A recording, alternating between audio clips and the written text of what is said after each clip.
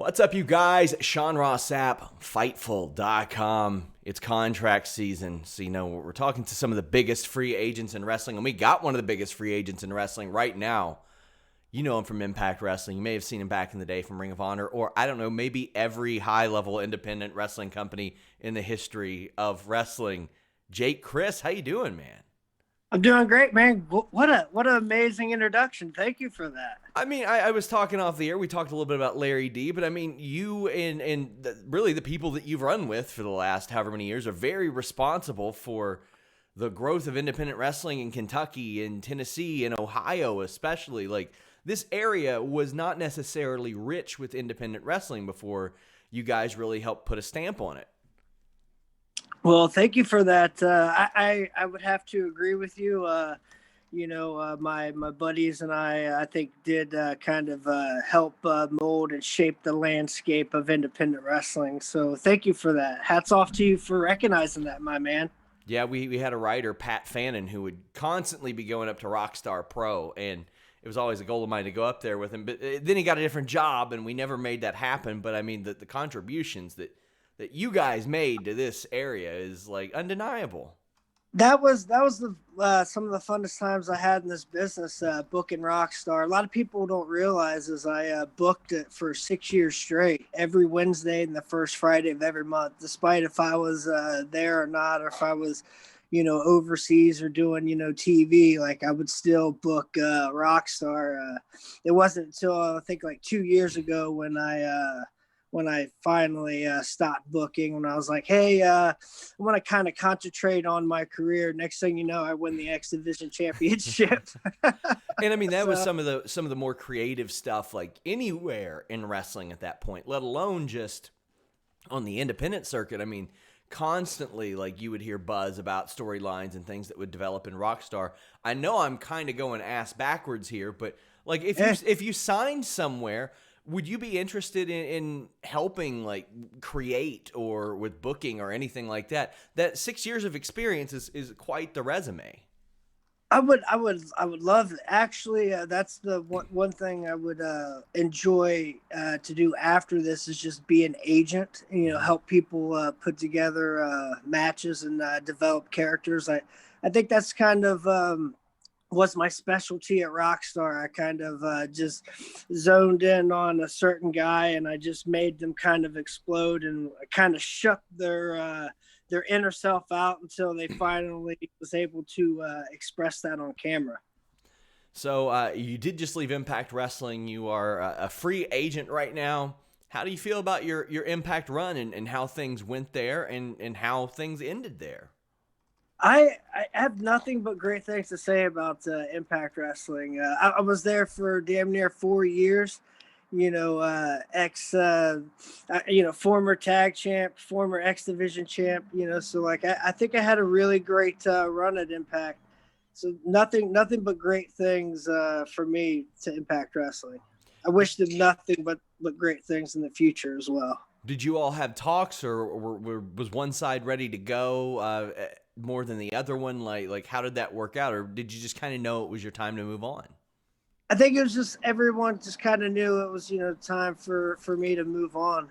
And it sucks the way everything shaped out and the way it ended, but that's the way the cookie crumbles, right?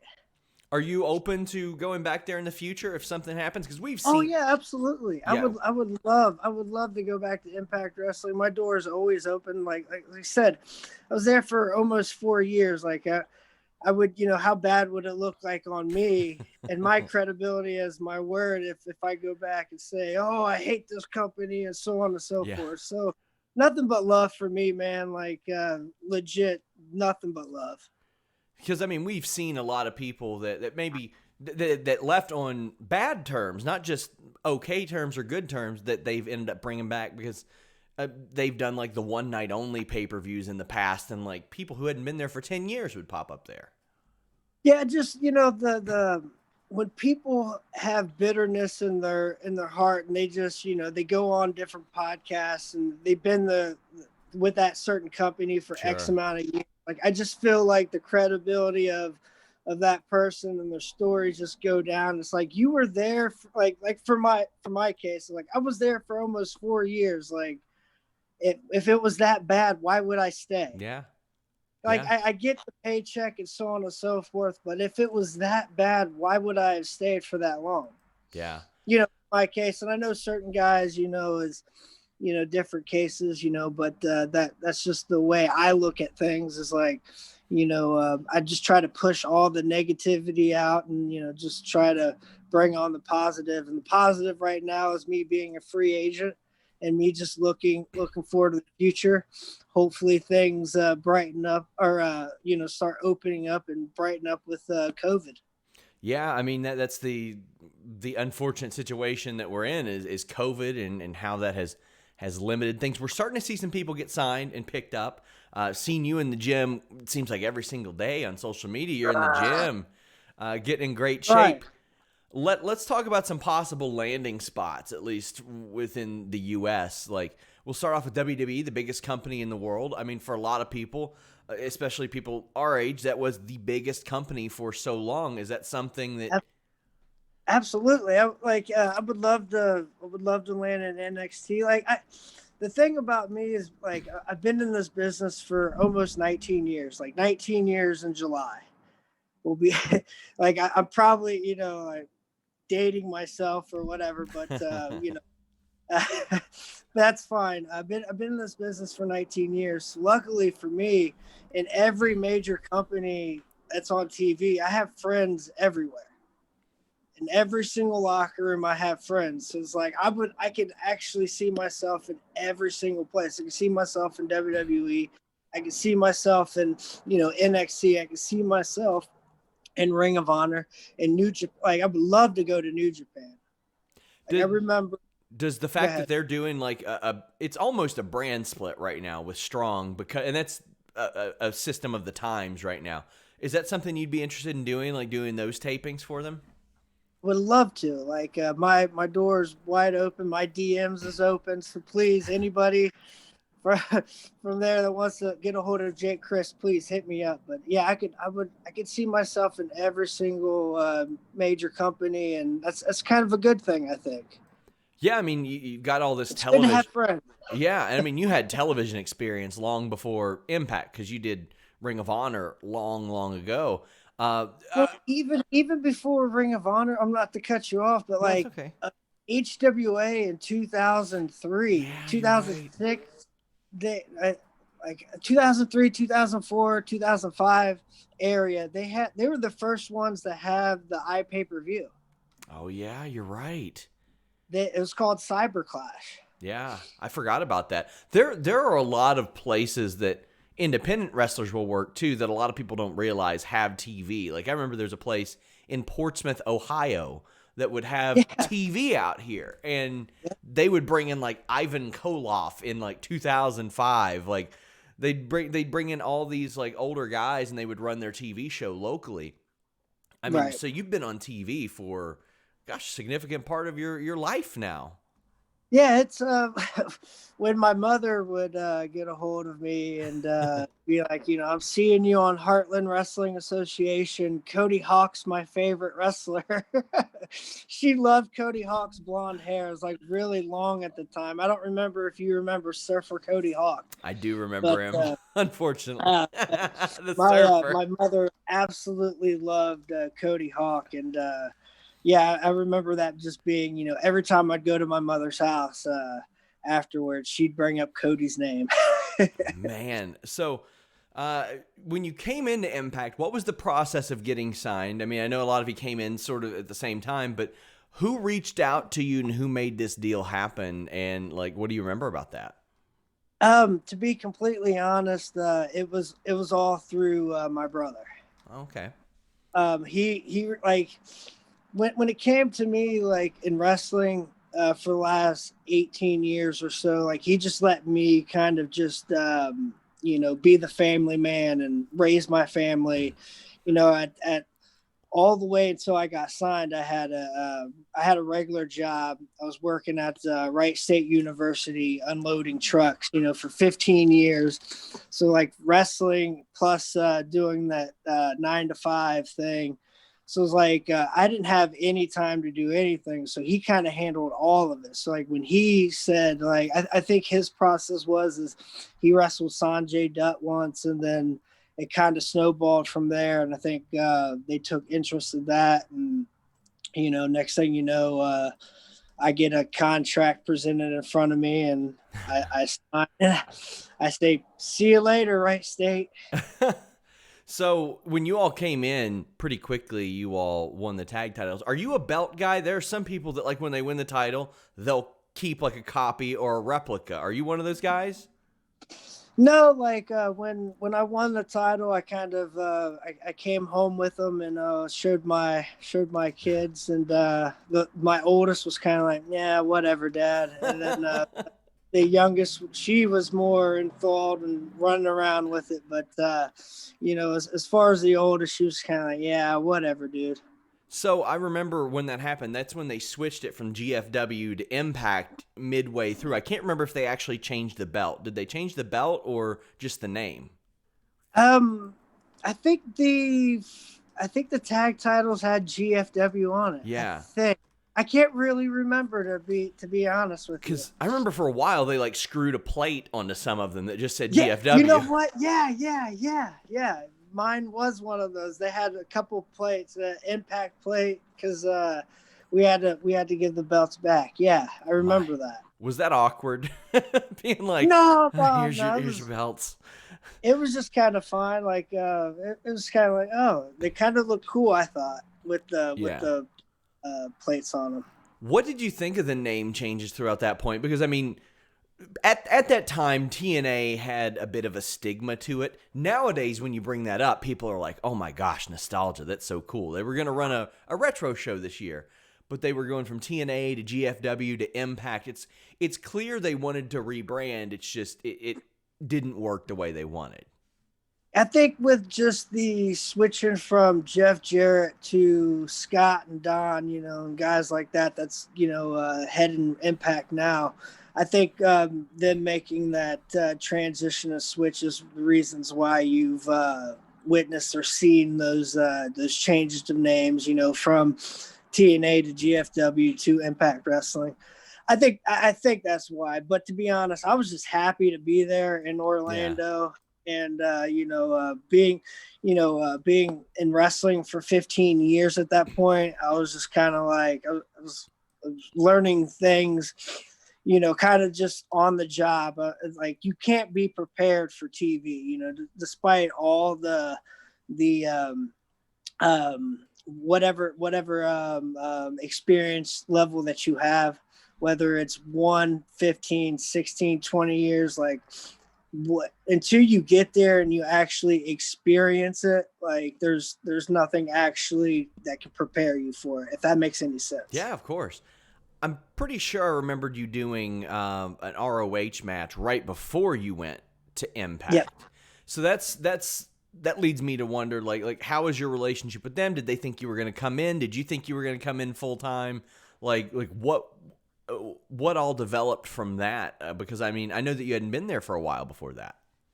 At that point, we were already signed with Impact, I believe. I think we signed like a week or two before that booking, so it was just going to be a one-off, and like I wasn't expecting anything out of it because I knew, that we were getting ready to head to Impact in July. Mm-hmm. So like I was just expecting, just exactly what it was a one-off, and us be on our way. It was just kind of more of trying to get reps and Sure. And get fine-tuned before TV.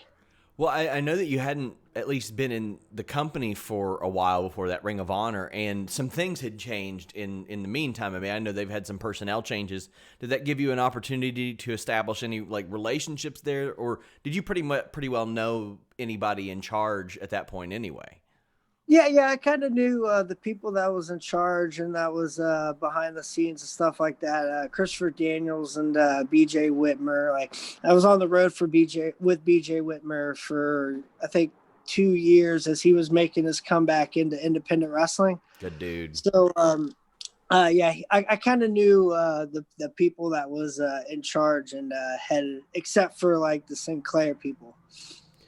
So you're a free agent again. We have seen, especially in wrestling, gaming kind of explode. We're seeing games for AEW, WWE. We've seen a couple that have specifically seemed to target independent wrestlers. Is that something you're interested in, joining up with like the virtual basement game or Retro Mania or anything like that? They're adding quite a roster right now. That would be great. I'm a big. I kind of recently got into games in the last couple years. Sammy kind of was like, "Dude, you need to get into gaming. You need to get into gaming." So he was the first one that I asked, like, "Hey, what game system should I buy? Xbox or PS4?" He's like, "Dude, PS4. Get the PS4." So I was like, "All right, I get the PS4." So like, I went from Nintendo 64 to a PS4. Like that's how much gaming gap that I have. Like my favorite game on 64 was No Mercy. Oh, WWF No Mercy. we play that on our Twitch all the time. Like, we pull open the emulator. I love that and WCW Revenge. I liked having the contrasting rosters because sometimes you're in a WCW mood. You know what I mean? Got it, especially because like from 95 to 98, WCW had the coolest roster. They did. A lot of people don't give that like 96 tag division enough credit, but they had like the Nasty Boys, Sting and Luger, Harlem Heat, Outsiders. Like they had a stacked tag team roster in like 96. It was really sad. Sure. Like I was a WCW kid. I really was. Especially when Hall, Nash, and Hogan, made the jumped over to WCW. Like I was hooked. They came on an hour before. Yes. So they were on for a full 3 hours. Like I was a kid in heaven back then. I loved it. So, do I hear a cat? Yeah, Freddie Meowkery. He's my outside cat. We love cats here on Fightful. I've got a bunch of them myself, but here he is. What a beauty! What a beauty! So we talked a little bit about especially Ohio wrestling. Recently, news kind of emerged that OVW was selling. OVW has had quite an imprint over the last 20 years or so.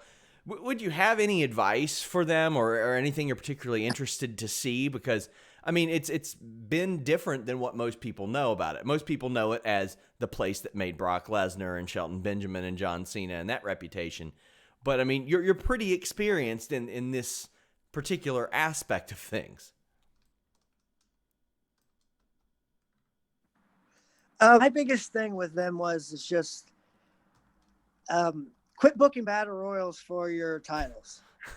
Well, make your titles mean something. Like, why not do like a 4-show or a month-long program and make your heavyweight title thing? Because I was just there and I was in a battle royal for OVW just like maybe a couple months ago to crown another new champion. But maybe that's, them knowing their audience better than I do. Maybe their audience just loves battle royals, but like. Well, I'll say this: as we're filming this obviously won't release for a week or two, but they're doing another one tomorrow for their title. Well, yeah, that's what I was saying. Yeah. So it's like with Pillman, having to be out and relinquish the title. Why don't you just have a 4-week program to crown a new OVW heavyweight champion? But then again, I'm not there all the time, and maybe he knows his crowd better. Have you noticed there are some things, like specifically on YouTube, that draw like crazy numbers, like battle royals and arm wrestling matches, and they blow up?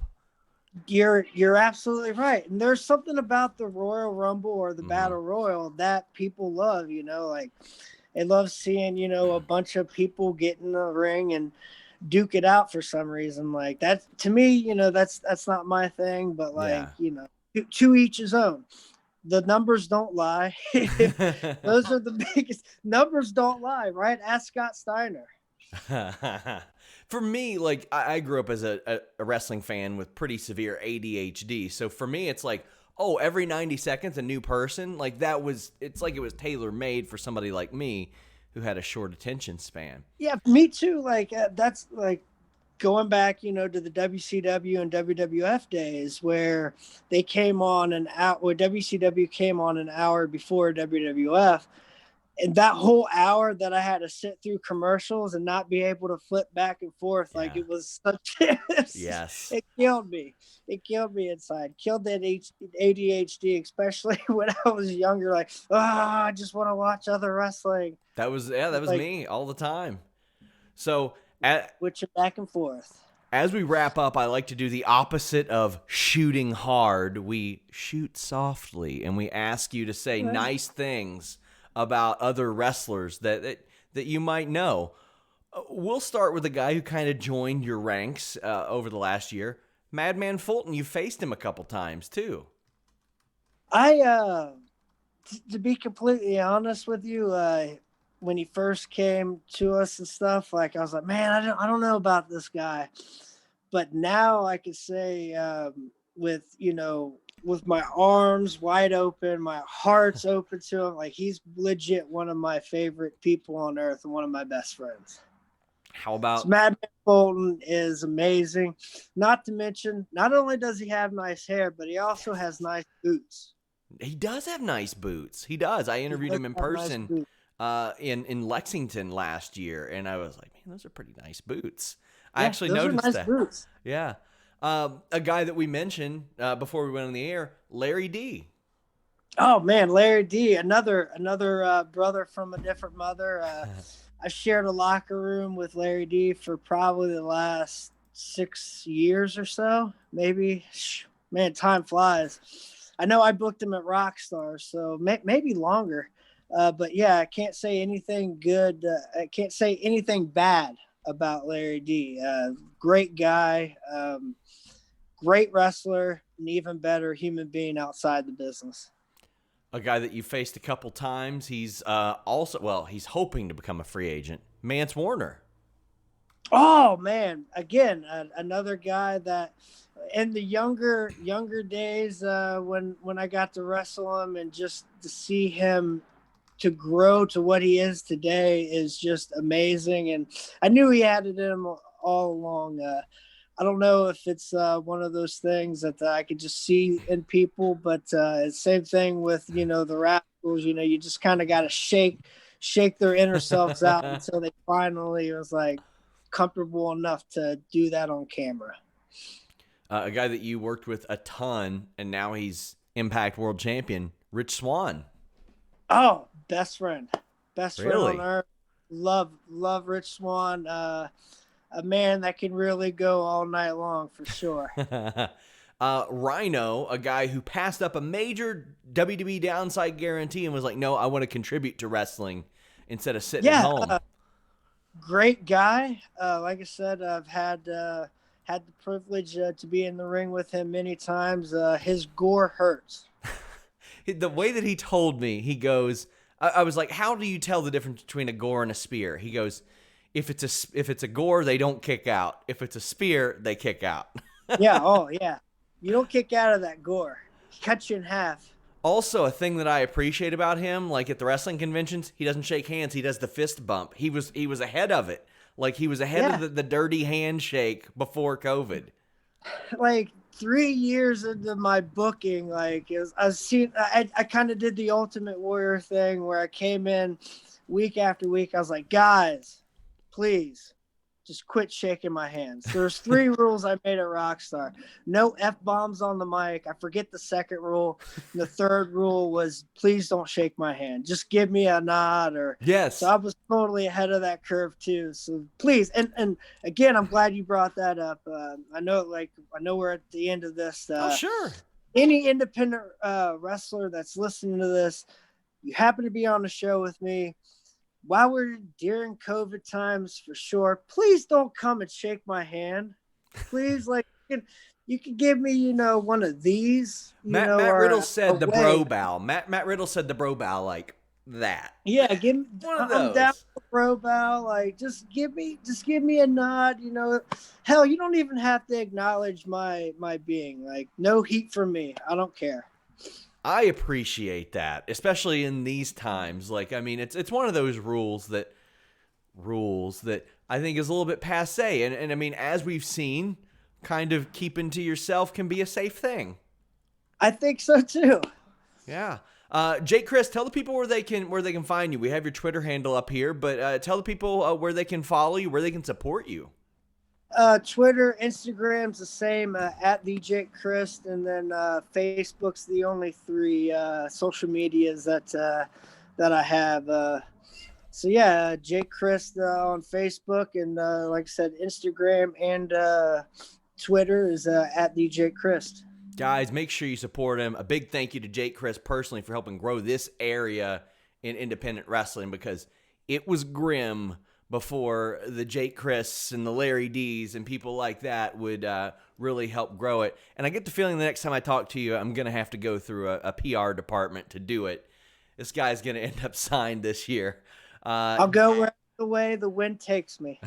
Jake Crist, thank you so much. Thank you.